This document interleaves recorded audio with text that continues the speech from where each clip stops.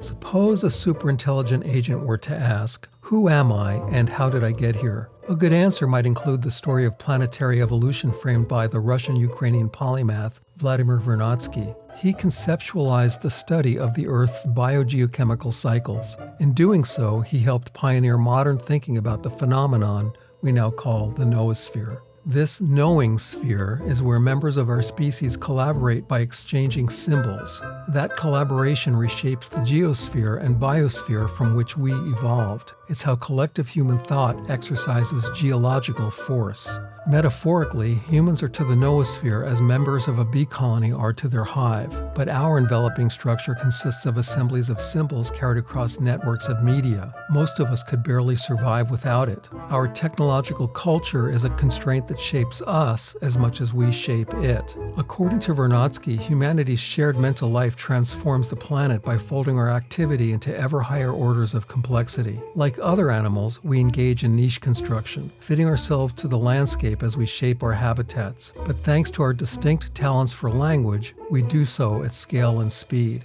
Vernadsky stressed how the accretion of technological progress amplified human impact on the world. He believed it foreshadowed the eventual crystallization of an information civilization devoted to rational stewardship of the environment.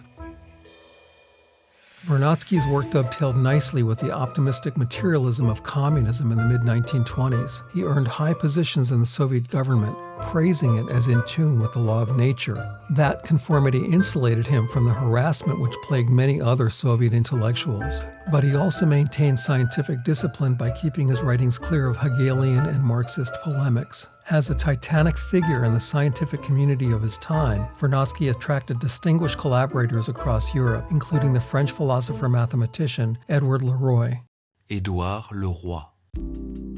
Vernadsky gave Leroy the credit for the breakthrough idea that human intellectual development could be studied as a layer of geological force distinct from the biosphere. As the champion of a movement called Catholic modernist theology, Leroy was a controversial figure. He had openly challenged scriptural dogma, particularly on science and moral action. In response, the church banned him from ecclesiastical teaching, declared his works heretical, and added them to the Holy See's index of forbidden books. Despite the sanctions, Leroy's career flourished. Things didn't go as well for another Vernadsky colleague, the paleontologist Pierre Teilhard de Chardin. Pierre Teilhard de Chardin. It was Teilhard, as he's known, who gave the noosphere its name. Teilhard was an ordained Jesuit priest who had made it his life's mission to reconcile science and religion. He met Leroy in the early 1920s while both were teaching in Paris. They became intellectual partners, engaging with Vernadsky during his lecture visits to the city. That rich collaboration led to Teilhard's prolonged conflict with the Vatican. Strains began with a series of papers that Teilhard had circulated privately. Not only did he dare to treat biblical creation myths as untenable, he proposed evolution-friendly substitutes for doctrines he found unsustainable. A proper new doctrine of original sin, for example, would exclude Adam and Eve because the evidence says humans descended from many ancestors rather than from a single pair. And a proper new doctrine of the soul would recognize that a person's consciousness is a direct result of biological evolution, with no need for a supernatural author to spin it up.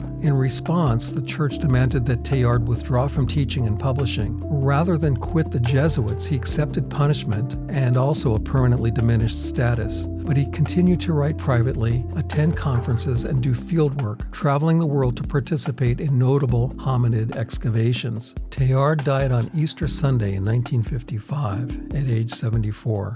Friends who had preserved copies of his work soon began publishing them in open defiance of the censors. By the early 1960s, one of his books, The Human Phenomenon, had become a bestseller in the U.S. It tapped into a growing appetite for stories that could reconcile scientific reality and spiritual hunger. Here was a way to embrace evolution without abandoning a sense of dignified purpose in the universe. The church, concerned by the book's broad popularity, issued an official warning that exposing it to young minds would be an offense to doctrine. The Streisand effect wouldn't be named till 2004, but the phenomenon was already at work. That attention made Teilhard even more iconic, inspiring the background story for a movie character. He still has many admirers and more than a few irate opponents.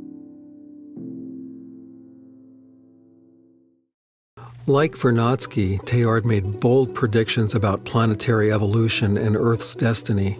But where Vernadsky was resolutely scientific, Teilhard was overtly cosmic. He equated the purpose of evolution with love, which he defined as the affinity of being with being. Teilhard's account of evolution was lavish and lyrical, but it kept faith with the second law of thermodynamics and its binding principle of entropy. Those rules not only explained the increasing complexity of the planet and its systems over time, they drove it. Teilhard's poetic blend of geometry and theology mapped love to radiality and sin to tangentiality. Love explained the combinatorial leaps necessary for new forms of integration and interiority. Sin explained the incoherence resulting from dissipative action. For Teilhard, this dynamic revealed how matter folded in upon itself, starting from its birth, an alpha point, and stepping through a series of ever more complex involutions. That process generated spiritual interiority, as he saw it, opening space for the development of consciousness.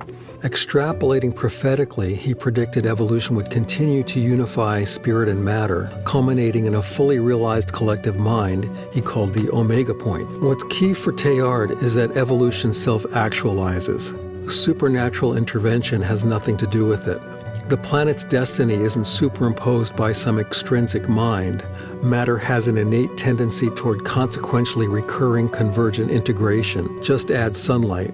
Today, that tendency is known as negentropy. To modern ears, Teilhard's alpha and omega can sound like new agey scrambling of woo and true. And his appeal is forever tarnished by a few notorious riffs promoting eugenics. But it's also true that Teilhard's work reflected the sort of faith that motivated Louis Pasteur, Gregor Mendel, and other Christians who believe that God's reliability is mirrored in God's creation. That same devout empiricism drove notable scientists of Islam's golden age. For all of them, the search for nature's causal structures was a heartfelt, sacred endeavor. To practice one's religion that way obliges observational honesty over inherited orthodoxy. Decoding the divine requires looking to this world for evidence of immutable patterns, not to another for the excuse of whimsical intervention. Proper science won't tolerate intermittent miracles. If creation is a true and constant reflection of the Creator's order, it will be intelligible as such and as rational as the Creator.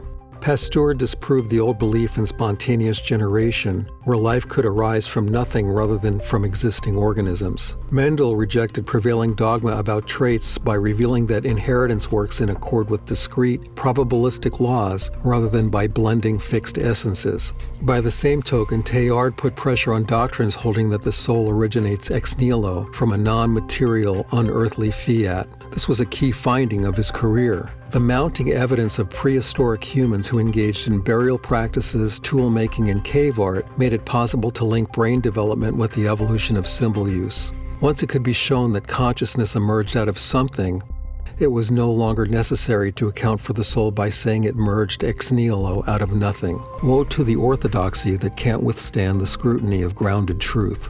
Devout empiricists like Vernadsky and Teilhard want their explanations of reality to match their physical experience of it. They want science to be worthy of the world, even if that invites confrontation. They won't let stories passed down by inherited authority conceal nature's dependable self-disclosures. It's unlikely that an AGI would either.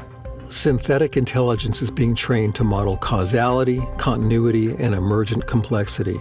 Its success at navigating reality depends on building a truthful map of reality. No one should expect it to warrant claims of divine decree.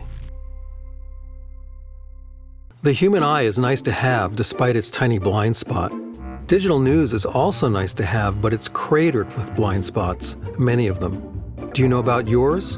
Ground News can help. Lots of Republicans saw this important story about a bribery scheme. Most Democrats didn't. No surprise, lack of insight goes both ways. The bubbles flip for this important story about election fraud. Know your blind spots. Ground News won't hide them from you. Ground News is not a sponsor of this content. This free testimonial was provided by a happy customer. You're watching Silicon Chernobyl and Other Risks of the Noosphere. Two-party system got you down? Do you want more from your democracy? When you show up to vote, are you doing it out of enthusiasm for your side or out of desperate opposition to the other? The two-party system won't fix itself, but the Indaba application network has an alternative. Ian is building a collaborative venue where teams can build planks and platforms for new political parties. Sign up for the beta invitation at indaba.org. But wait, there's more.